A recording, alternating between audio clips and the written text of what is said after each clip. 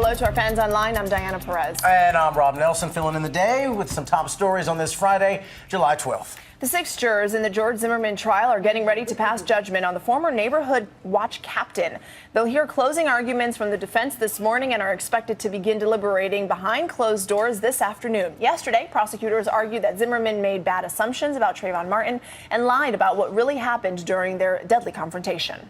Some survivors of Asiana Flight 214 revisited the scene of last weekend's deadly crash.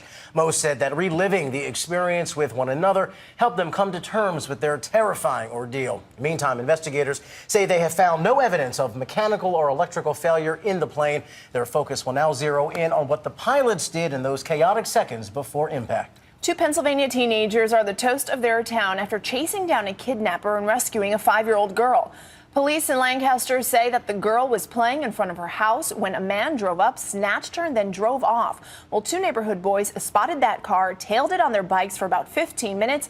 And once the car was stopped, they got the little girl to jump out into their arms. And now she's safely back with her family, thanks to them. Amen. And a fun fishing trip turned into a nightmare for a family after their boat capsized in a storm off the coast of Maryland. John Riggs was tossed into the water along with his dad, sister, 9-year-old niece, and 3-year-old nephew. He left everyone clinging to the boat to get help. Riggs swam for 5 hours, battling rough tides, rain, high winds. He was so exhausted by the time he reached the shore that he simply couldn't even walk anymore, so he crawled to the nearest house. By the time they were rescued, the family had been in that jellyfish-infested water for 8 hours. Amazingly, no one suffered any significant injuries. Amazing. By the way, he said he said a little prayer and finally felt sand under his feet. Wow. After swimming all that time. 2 happy endings in that news block. Good to see that sometimes. You can get more news anytime at abcnews.com. I'm Rob Nelson. And I'm Diana Perez. Thanks for watching.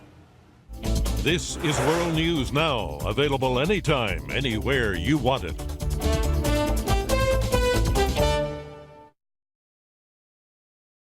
More Americans choose ABC News to see the whole picture.